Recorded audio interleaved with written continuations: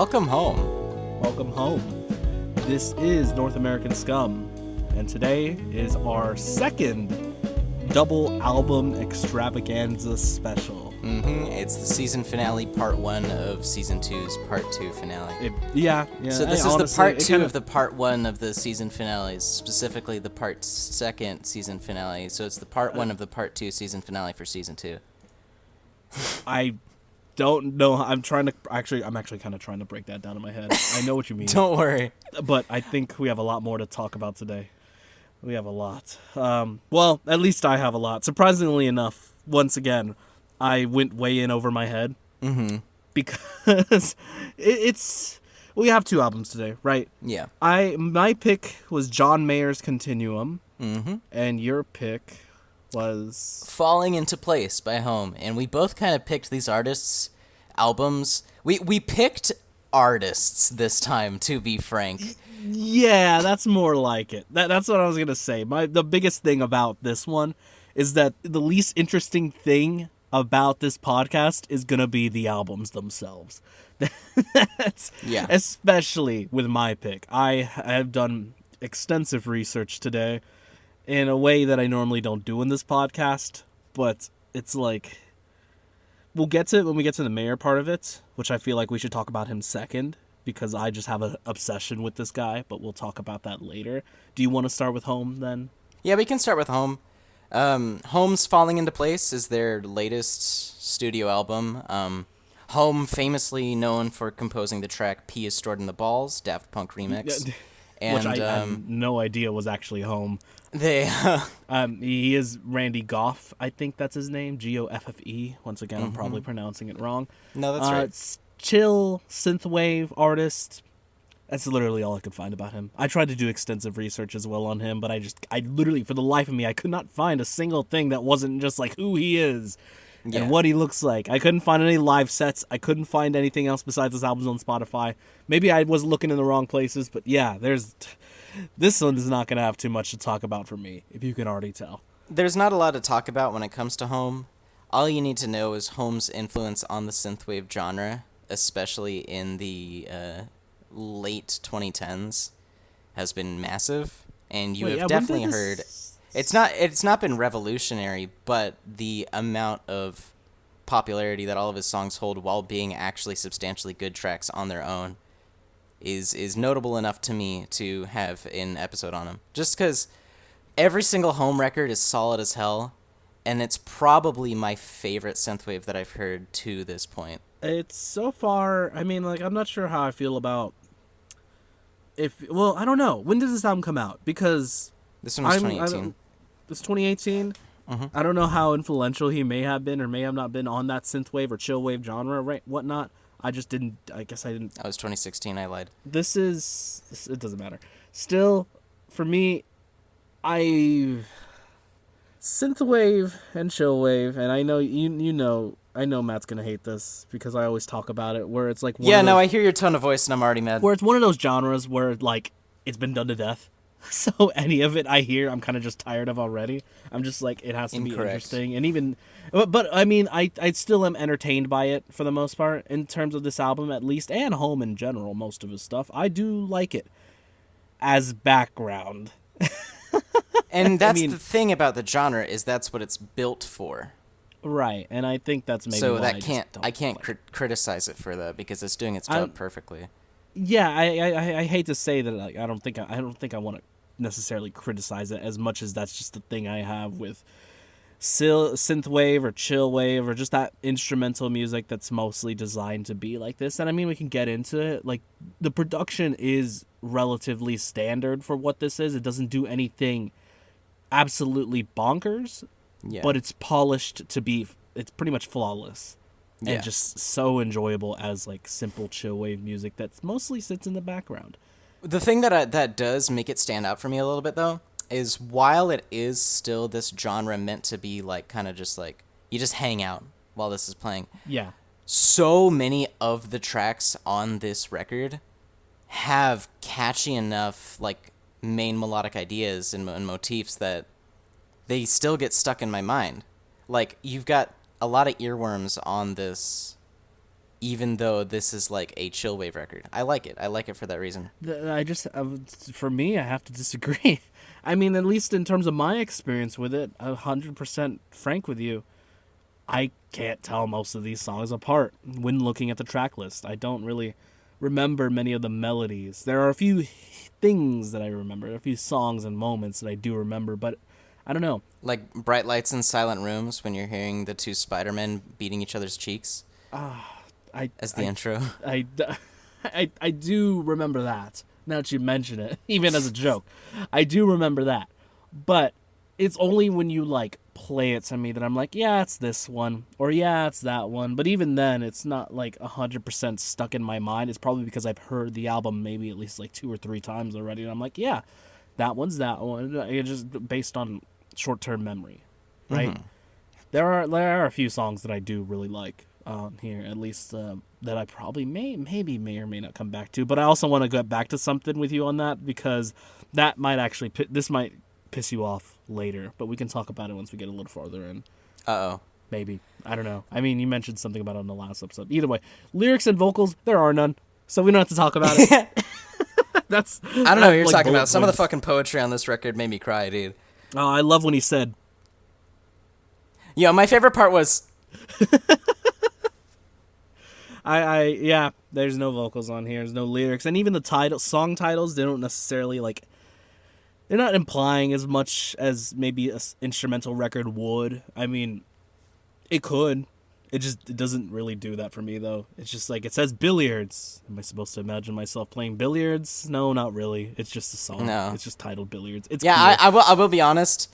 None of these titles mean anything. No, it's probably all personal. It's probably all just like, oh, I'm gonna name this one because it's cool. Yay! Songwriting and composition is my next point that I have right here, and I think it kind of goes with the production, that most of it is relatively simple. It's not, for me, it's not necessarily written as, like, to be catchy.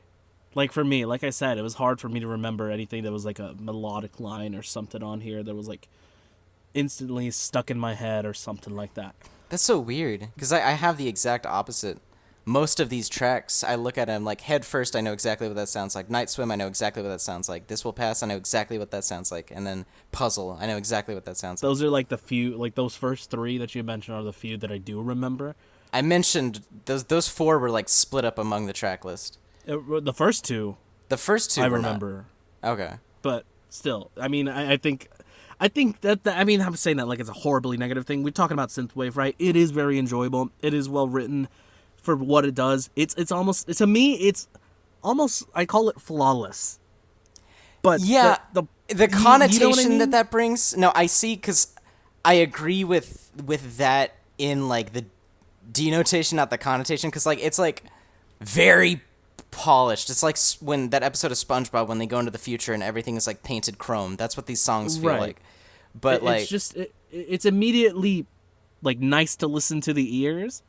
But to me, nothing sticks out in a way where I'm like, yeah, that's a little more catchy, or like. And I say this, I say this wholly knowing, I'm about to fucking piss you off. I say this wholly knowing that I listened to a little bit of Odyssey, and Odyssey has immediately off the bat something about that, the composition, the melodies, and some of the stuff on there caught my attention way more than this, and I happen to like what I did hear about that. Most people prefer Odyssey. Most people think Odyssey is a better record. I've listened to it quite a few times. I've listened to Odyssey. I mean, you've shown me it quite a few times as well. I've listened to Odyssey at least like 10 times. I've listened to Falling Into Place at least like 14 times. And for some reason, Odyssey is great, but it does not have the same pull on my interest that Falling Into Place has. And the way you feel about that is the way I feel about Odyssey. I feel like the pull on Odyssey is stronger for me than on this record, which is funny because I mean this one's cleaner. That one's a little more lo-fi. They're both synth chill wave. The other one's more synth wavy. I still something about Odyssey. I just like it better, and not including Resonance, which is that what we'll talk about. I'm sure we can talk about that the meme song.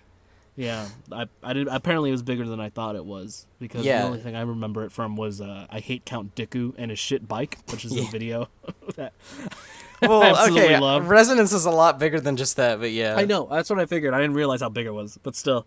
What else is there? What do you? Okay, so we're talking about like you have songs that you really like and whatnot. So, what are some highlights for you? My highlights, by far, Head First, Night Swim, This Will Pass, Puzzle, and then probably Bright Lights and Silent Rooms, just because that fucking, like, people slapping the shit out of each other as an intro stuck with me so hard the first time. I liked it, ironically, almost jokingly, because of how funny that sounded, and then I started to actually really get into the song. So for me, this is actually the reason I ask is this is an album where I honestly did not have favorites or least favorites at all. I can totally see that, though. I genuinely didn't. I think some of the songs stuck out a little more, but I didn't really have a definitive favorite or a least favorite for that matter. I mean, if you maybe the interlude, the whatever I forgot what the name of the song Fata is called, Morgana. yeah, the interlude. I don't know. I mean, it's a lot, much like a lot of these songs. They're kind of just there to be synthwave, chillwave songs that are in the background. But I guess if you wanted to take one out, I mean, why? Okay, for me, the other thing is like the album doesn't necessarily feel like an album. Do you know what I mean? Yeah, it doesn't. Well, it feels like an album because of it having a cohesive sound. It doesn't feel like an album because it doesn't have an arc. Yeah, it does not have like a pacing. Like, well, I mean, it has a little bit of pacing. Yeah. Put one song next to the other. I guess it doesn't have. You're right. It doesn't have an arc. It doesn't. It starts, but it doesn't necessarily end in a place where it's like this is the ending. Like Yeah. you say, this is definitive ending. I mean, it's a title track. I'm pretty sure it ends the album. Still, not necessarily does not feel like an ending. It's just like here's the last one. Here's the one before that. Here's the you know what I mean. I mean that's once again that's not necessarily a bad thing when this music really is almost formatted for more like a playlist. Yeah. If you want a bunch of chill wave songs, throw home a couple home songs on there, throw some of your favorites. You're like, there you go, right next to Time Cop 1984 or whatever other synthwave artist, other synthwave and chill. See, wave you know, if you want proof that you can do synthwave poorly, listen to Time Cop 1984. I have to agree. I remember not liking that one as much. Like even finding it less. I've memorable than this I've one. even gone back to Time Cop after re-listening to this for the podcast, and I'm like, yeah. Yeah. It's more proof that this sticks out as a genuinely good album. Yeah, what else is there? Kavinsky? I don't know. I'm not a synthwave nerd, obviously. I don't care about it that much, but still. For me, at least Head First is a great opener. Mm-hmm. I like the relaxing sound it has. I like the driving sound it has. A lot of driving songs on this thing, like I said. This Will Pass has a great intro. You've always shown me that one, and I do like that. I think Flashlight is an actual bop, and if anything, it might be my favorite. I don't know. I think... I think, wish like, that okay. I wish that he would have experimented more compositionally in like a massive over exaggeration of or under exaggeration of the term progginess he could throw into here, testing different time signatures, testing because the most that he did is tempo changes and anything, and those are very slight whenever they do happen. If he wanted to make it more interesting, he could definitely key changes. Just, I don't know, more interesting voicing in general. Make it cohesive album, I guess. I mean, you don't necessarily have to. Maybe that wasn't his point, but in my personal opinion, I think it would have been nice. Well, it is been a little nice. cohesive. It just doesn't I mean, have like, a direction that it follows. Oh, well, yeah, you're right. Cohesive pacing, direction. Less, the sound is cohesive. That's what I meant to say. Still, More like ambition. I do prefer more ambition. I do prefer Odyssey sound still. And what's that other song? The one that's off his what's it The called? one that's off Before the Night. You're thinking of We're Yeah. Finally Landing. Yeah, that one. That's interesting to me. That sound is interesting to me. Something about that. Not that necessarily the sound, but I like the composition on that one. And like the production on that one. I don't know. It feels like a mix between this one and Odyssey. Still. Yeah, I'd say it's a midpoint. The thing that I like about We're Finally Landing is there's a lot of dissonance between the backing pads and the lead synth track later on in the song, and it gives it this really weird, like, it's a nice tension above a sweeter tone that you'd been hearing for most of the track. and that's the only thing I care about on Before the Night. I I think Before the Night's his weakest record to me. I haven't listened to the record itself. I listened to that one song because I recognized it as being in a bunch of videos, YouTube videos I happen to watch. But still, it's I think it's a little more unique. It's like I said, if we were talking about Odyssey, maybe I have a little more to say. I mean, I feel like talking about all this together still gets my thoughts out on how I felt about. I mean, I didn't listen to the whole of Odyssey. I listened to like the first half because I just didn't have time. I was just like, let me check it out, see what Matt's competition with it is, and then I listened and I was like, well, shit, something about like the first 6 songs on here, the composition's already hooking me way more. That and the production. Okay, so you not listening to the whole thing, actually, Odyssey, I get very slightly bored of quicker than I do with Falling Into Place. Okay. Maybe that might be the issue that comes in later when I do listen to it. I probably will listen to it at one point or another, just not right now because I've had enough synthwave or chillwave for the rest of my week or month, Rest of your life, or year, rest of my life. Honestly, I don't need that much of it. At least the instrumental background version of it. I do like the sounds that come from I like naturally 80s sounding stuff, new wave. Synths, I love that. That's just something I love as a producer. The sounds of that are interesting to me. If you can do something interesting with them, whatever. I mean, I still think Home has produced. I'm kind of going into my final. If you're ready, yeah. I think he still produced like at least an enjoyable, highly enjoyable background record, if you want to call it that. It sounds a little rude, but I mean, yeah, that's kind of how I feel about it. It's just really mostly on in the background, and I've learned that that's not necessarily a bad thing, but at the same time, it's not necessarily doesn't make for a good album. Do you know what I mean? It makes for a good playlist. Makes for a good playlist, and or makes for good separate songs and playlists, singles, if you will. That's a discussion for another day. I think that what he does do well is just making really flawless, very not perfect, but polished pop, synthwave. Yeah. Chill wave.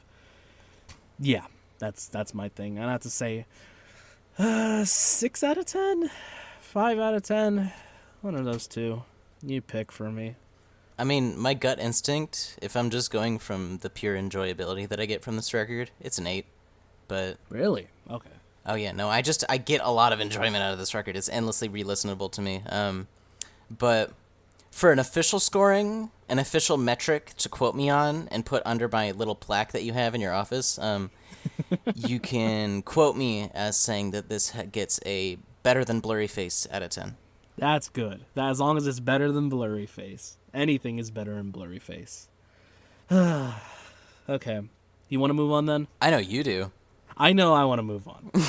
Continuum by John Mayer. Let's continue on to Continuum. Oh, God. So, I told you before that this... I told you beforehand that this is going to be a longer, maybe longer, extended version of our... What do you call it? This double album extravaganza. Because this is more of a review of John Mayer than a review of John Mayer's Continuum.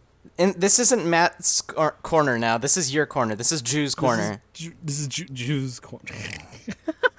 This is my corner. You will be listening to a lot of this. I suppose you will. We will be talking about the album, of course, right? Yeah. But there's so much trivia that comes afterward that I just need to get out of me because I don't think I'm ever going to bring John Mayer up on the podcast again because simply his albums I don't think work for full episodes. Yeah, they're fucking boring. No, that's not why. It's just... Whatever. Pop rock singer, if you don't know who he is, pop rock singer, singer-songwriter, blues rock, adult contemporary, whatever. John Mayer, his third studio album, Continuum, most critically acclaimed, contains some of his biggest hits here, and arguably is the most quintessential John Mayer album, which is why I picked it. And I've been a fan, you could say I've been obsessed with this guy since I really first got into music. He's my biggest inspiration as a guitarist, like just a guitarist. And he's had some influence on my songwriting, at least a little. And even after all that, I still think the music is his least interesting part about him. It's so funny. It is really funny. It's like, oh my God, he's got so many sides to him that span past his albums or like are written between the lines of his albums. And there's a lot for me to talk about there just in different sections. I'll just mention it. Just bear with me. If you don't care, too bad. You're stuck with this. This is, to me, this is at least very interesting. And while I explain, this is going to be very interesting while I explain my fascination with this guy. And we could start with the music at least. So, Continuum. What do you think, Matt? I genuinely am interested in what you think of this album. Do you want my general album notes to start? I don't care. Just say something. I just want to know. Do you like it? What do you think? It's really hard to describe how I feel about this record because it's nice, but like 90% of the time I would start a song, I'd be like, that's nice. His voice is cool. And then halfway through it, I would just be waiting on the song to change. Okay. I don't know why I expected you to be any, I don't know why. Well, I expected a little more praise. And that's not necessarily a bad thing. Here's the thing. That's not a bad thing. Okay. I love his voice. Okay. John Mayer's voice is fucking awesome. It's my favorite part about his music by miles. I agree that I love his voice to death. I love how it's raspy but still like clear at times. I also love he has a straight tone, a tone that's that straight and solid with how the rasp is such a good like unique mix. I love it. However, I get bored of every song on this track list.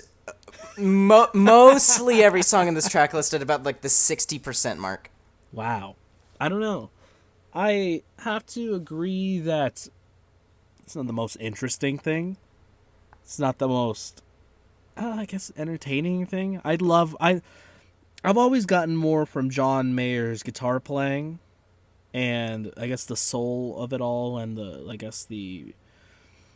don't know. I've always been attracted to, especially Continuum. Yeah, I've been attracted to him too. What? No. I mean, something about his lyric writing for me, and his hair, and something. His hair, beautiful smile, and his gorgeous eyes, chest, his guitar, his tattoos, and his this hand. meaty hamstrings, dude. Frankly, I find his guitar more attractive than him. Genuinely. Something about, and this is fine that I'm like straying off because it's whatever. It's something about guitars, and when you look at them, or at least when I look at them as a guitarist, just looks like a fucking masterpiece, man. If it's the right guitar with the neck and the body and everything comes together and all the tuning pegs and all this tiny little stupid electronic parts, all of it comes together to look like a fucking piece of work. Something about that is so attractive to me. In a guitar, I am in love with guitars. This is not something I ever expected to come out on the podcast, but because... I mean, this is a safe space, Julian. I'm not going to judge you. I am a guitarist. I am a guitar nerd. So yeah. There's that side of me, much like Mayer, where I never expected it to come out. It's just like, I love, or at least used to, because I'll also get into that too, where it's like the guitar community is just a bunch of like assholes and a bunch of like people with heads up their ass, including me. Yeah. It's just... That's a huge part of it for me, and that's probably one of the main reasons I like John Mayer. Because your head's up your ass. Because my head's up my ass, and I happen to like some... You know what else is because I like some of his pop music. You know, that's it. The pop music here, I think that's what it is. At the end of the day, this is kind of pop music, and I do really like it. It just has a little hints of blues, a little hints of soul and stuff like that. And then, of course, his voice. And I think that's the main reason why I like a record like this. I think that's why I don't get necessarily bored. I will agree that it's not that, like I said, not that interesting. I could see why you would get bored by it a certain way, but something about his voice and the way he lays out a song and songwriting way, I don't know. Maybe not 100% interesting in the composition, at least throughout the entire way through. What? What are you laughing at? I'm sorry. Okay, I have to make an admission here. I have just been on Google Images with the search John Mayer scrolling down while you've been talking. And I don't know. Okay. I found an image of him that looks like Matt Watson. From Super Mega? From Super Mega? From Super Mega. That's out of nowhere. I thought you would have found worse images. I'm pretty sure you might have. Well, found the worse main thing images that I've of it. thought of while doing this, so it hit me that your hair is literally based off of his hair, but I no, no, I found no, it's not. there's this picture of John Mayer with like the Johnny Depp hat on, and it's one of the most disgusting things I've ever seen. But talking about the musician's music for a second, I will agree that everything on this track, or everything on this track list, sorry, is at least solid in its melody writing. I think the melody is the other thing. Something about Mayer's melodies at times, I really do like, and I don't know. I was talking about the composition earlier. Some of the way that like he plays, and this is just in general, like the way he plays, it kind of carries almost a like a lead guitarist and a rhythm guitarist at the same time, more than anything. Like some of the way he writes, and yeah, maybe you won't understand that because Yeah. you're a piano player, but just trust me, that's pretty hard and pretty damn hard to write. I mean, I can do that on a piano. I have a left hand and a right hand. You have a left hand and a right hand. Think of it, the left hand is the chords and the right hand is the lead melody, right? You can do that. Yeah. On a guitar, you can't really do that. You can do one or the other. Mm-hmm. He can do both at the same time. That's cool. That's fucking cool. At least the way I think of it, the way he writes it. I mean, Actually, yeah, no, that's a really good point, because I'm listening to Belief right now, and the main guitar line is literally that. That's a okay, good so point. most of it is really much like all of this I'm saying applies to the live album too, to like especially Where the Light Is, his most famous live album. And I honestly say that is really where Mayer shines the most. I hate to say that even his studio record, or at least Continuum in this case, is not the main way I listen to these songs. It is where the light is versions, and it's rare that I have an artist where I prefer the live versions to the studio versions. It's just the way he plays, man. Holy shit.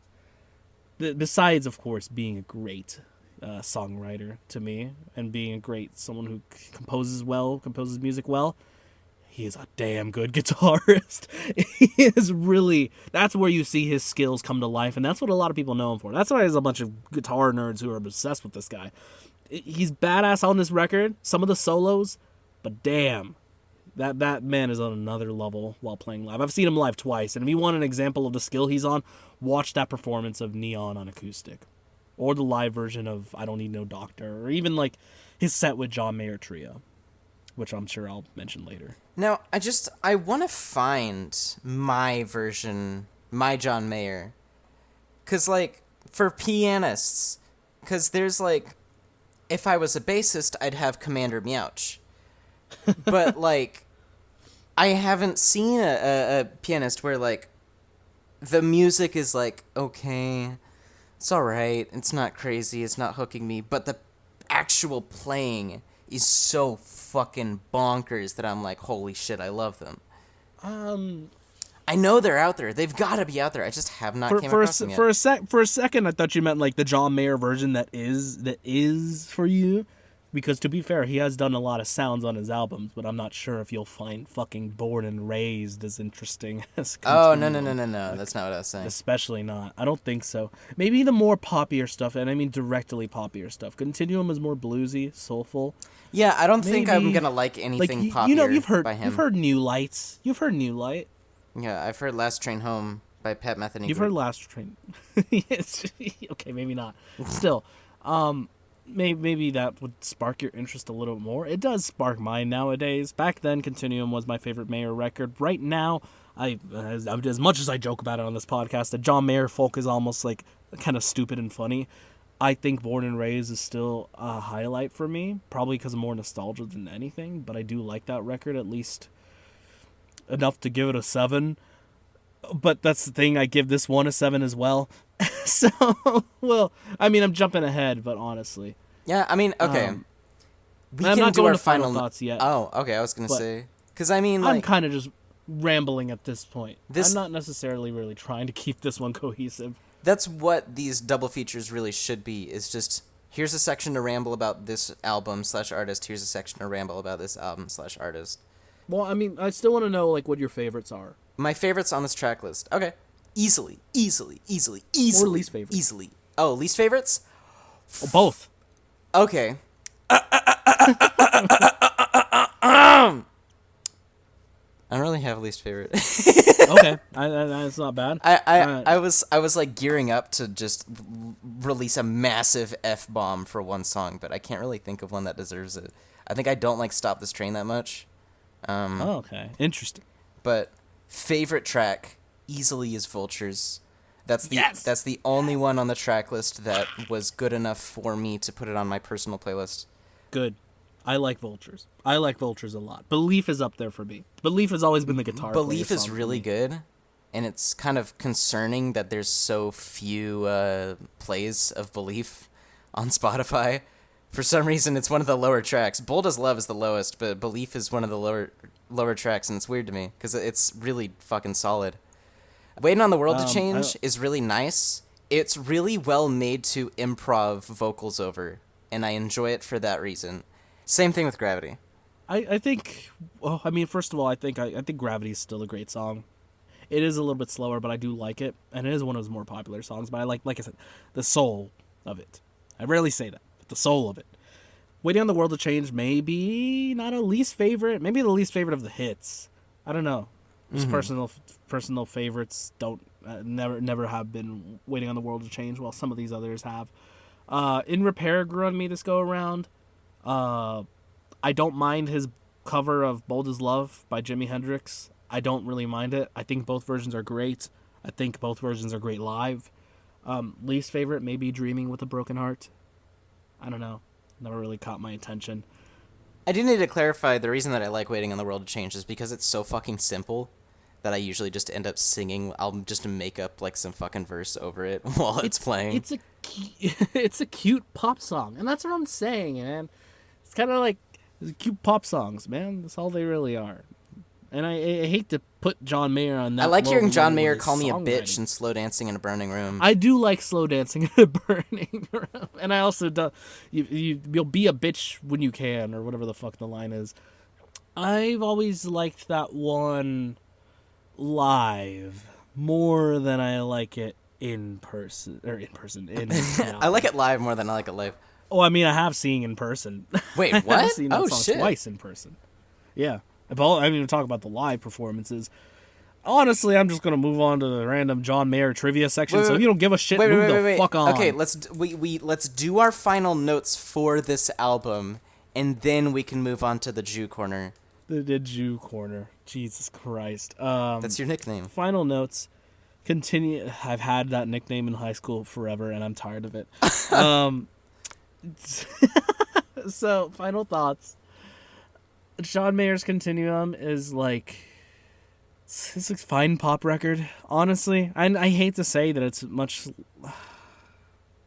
Damn it! I hate when this happens. I hate when my score goes down. I hate when my fucking score goes down because my final notes start to lose all coherency, and they just become messy and just well, fuck. That's why I don't write final notes. Oh well, he probably does make it a little more cohesive, but at the same time. Yeah, 6 out of 10. I was at 7, but I don't know. Something about it's nostalgia. I think I'm admitting it. I think it's nostalgia. I do like this record. I do like the quaint little pop songs that are here, but as a record, it kind of fails to capture a lot of my attention. Besides being I like it because I love the feeling of the song, and it may be more nostalgia, honestly, than anything. As much as I love Mayer's voice and Mayer's playing and Mayer's composition and songwriting, I love a lot of things about him. But yeah. I don't know. I'm kind of in the same way. This album is very kind of middle of the road for me. It sticks out because of his voice, and that's kind of really it for me. I love his voice. I'm not a guitarist, so I don't have that appreciation for his guitar playing. I can recognize there's some nice melody writing in some of these tracks, but all in all, for me, this one just gets a better than Vessel out of 10. If we've learned anything this podcast, anything is better than 21 Pilots Bessel and Blurry Face. Bessel and Blurry Face. Okay. Warning, this next part of the podcast is literally just Julian talking about John Mayer.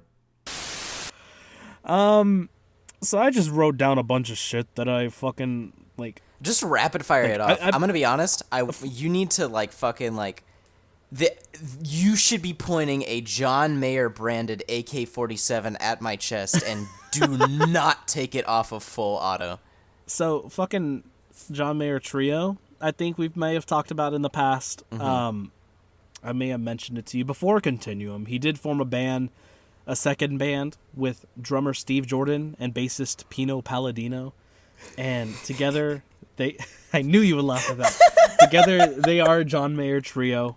And if you are interested at all in the more bluesy side of things, the more blues rock, the influences that probably inspired Mayer as a guitarist in the first place, that's the band you want to listen to. And I'd say, once again, listen to the Where the Light Is version, because their whole set is amazing. They're the more blues-centric part of Mayer. Are you still laughing at Pino Palladino? I'm sorry.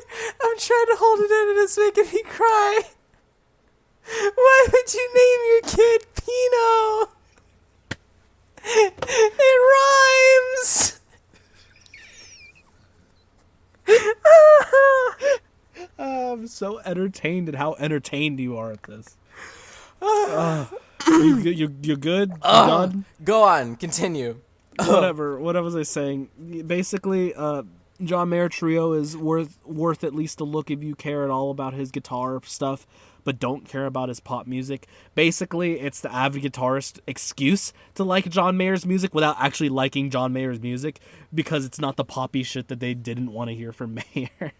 They wanted to hear those sexy guitar licks more than anything. So that's something that I kind of used to be that way at one point. So yeah, that's a thing that I definitely was up my ass. And speaking of up my ass, fucking the PRS Silver Sky. Okay, we're talking about guitar stuff here. I just need to mention, when I say John Mayer is more like bigger than his actual music, I mean stuff like this. Stuff like the PRS Silver Sky, where he teamed up with Paul Reed Smith, the guitarist, to release the John Mayer Silver Sky.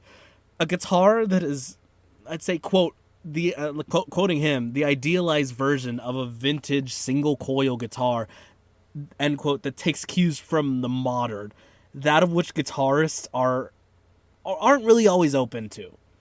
They love looking towards the past when they're talking about guitar design. You talk about 64 Strat, 65 Strat, like the vintage stuff, like custom shop stuff that literally goes back to the 1970s or 50s or 60s or whatever, where it's like that's better than what they make now. And basically what I'm saying is that it's controversial for being considered a Fender Stratocaster ripoff for the price.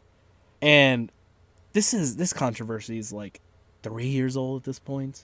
So if you want my 2 cents on this 3-year-old situation, honestly, I've actually played a Silver Sky. I've actually found myself in the hands of one at one point at a Guitar Center where some guy just randomly happened to bring his in, and I was just like, hey, give me the fucking guitar. I think it's similar. I love the sound. And if it plays well for you, then just fucking get it. I've never put this out there, but all this complaining, all this head-ass shit for the guitarist is so fucking stupid. And that's just a rant that I need to get out of the way. And there are so many Strat clones in the world that it doesn't matter. Woo! Guitarists are way up their own asses. You tell This is literally, this is nonsense. I'm just gonna keep going.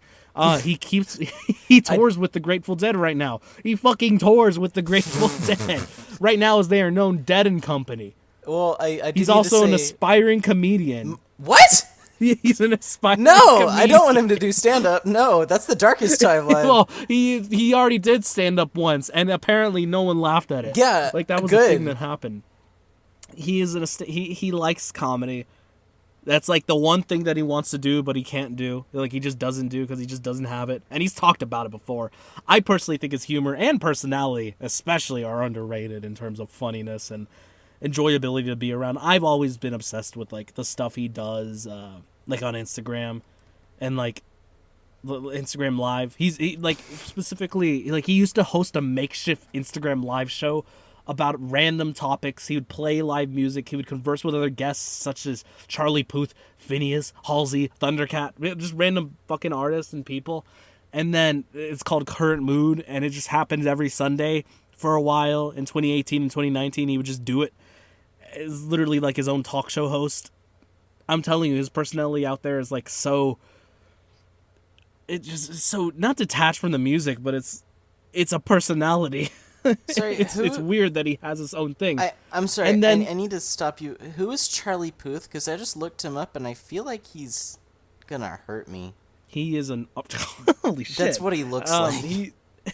He's just a pop artist.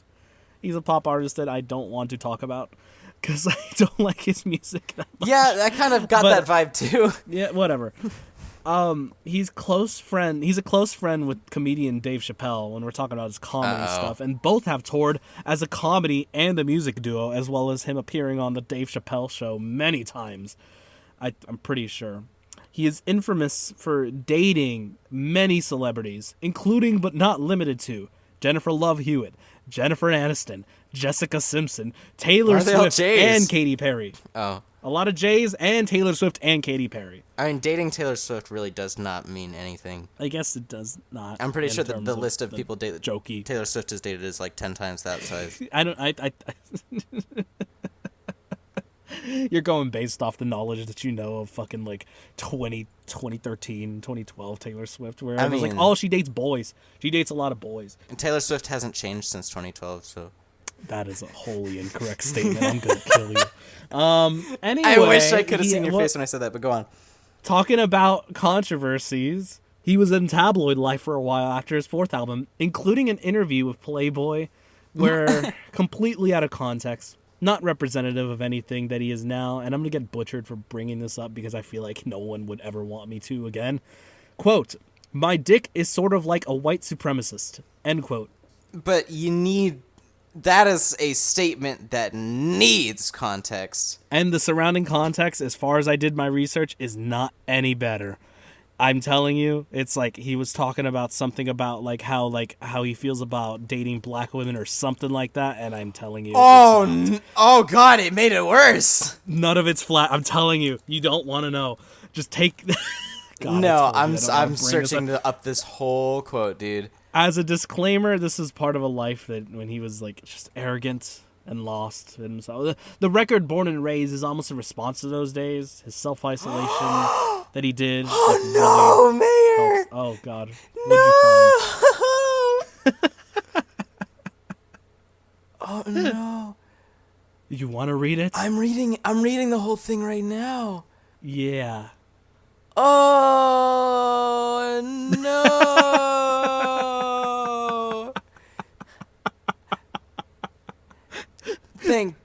People change. That's all I'm gonna say. People change, Matt. I'm telling you. He has learned. I probably should have brought it up. That is a sad but this is all time. Been in my fucking head for years, and I've never talked about it to anyone because just no one I know cares about or likes or even talks about it. Keep on saying the N-word. Oh my God. If you want to know how I feel about the rest of his albums. Oh my God, man. Yeah, I know. It's so bad. It is pretty bad. If you want to know how I feel about the rest of his discography, here it is in order out of 10. 5, 6, 6, 5, 7, 5, 6, 6. And if that tells you anything, there's a lot of 6s and 5s in there. So I'm really sad that there wasn't a 666. There could have been some conspiracy. There was almost a 666.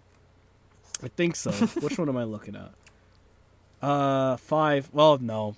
Paradise Valley is definitely a 5. Oh, whatever. I think I've pissed everyone off enough for today. I honestly don't think you've pissed many people off that have listened to this. Not necessarily anyone pissing anyone off, but just... I know I pissed off Peeny Mahini or whatever his name is. What was his name? Teeny Pahini? Pino Palladino. There you go. Teeny Panini. It's probably my favorite artist. I just knew you were going to laugh at that. It was just... All right. I am going to say, I'm happy that I got educated on the history of John Mayer. This is an interesting person more than the music. I'm telling you, man. It's like... I've always been so fascinated with him as a person or as a celebrity or everything. As a celebrity, not a person. Because I'm going to say, if I met this dude, I feel like I'd just be like, oh, okay. That's him. I also watch a lot of interviews with him. So, like, I've kind of, well, like I said, you never really know anyone, even if they're famous. What is this Especially if quote? they're famous. What is this What? quote? John Mayer is said, "If Jennifer, Oh, yeah. if Jennifer Aniston yeah. knows how to use BitTorrent, I'll eat my fucking shoe." What does that mean? He's not always like this, man. He's not always like this. Well, he's not like this at all anymore. This is a changed God. man. It's just so weird to see his darkest time. I feel bad for bringing it up, but it's something, like I said, that I've had in, like, I've never talked to anyone about fucking John Mayer because no one cares enough to at least talk about it. So, like, Yeah, you have to trap me on this podcast to talk about it. I have to let it out on this podcast where none of it makes sense, none of it is cohesive, none of it. Want to move on to the next album next week, Matt? Yeah, but that's such a fucking 180 in emotion. How do you think I feel right now? Next week, we already have it confirmed. It is the season finale. Yeah. They are my favorite band still. You know what It is gonna time. happen. The second album from your beloved band, Imagine Dragons. Imagine Dragons. We're looking at Smoke and Mirrors. No.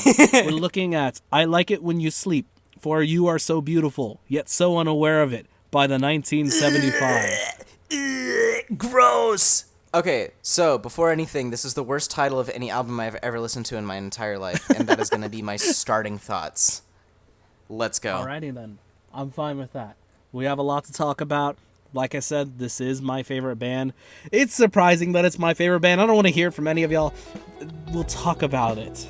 We'll talk about it next week. Good night, guys.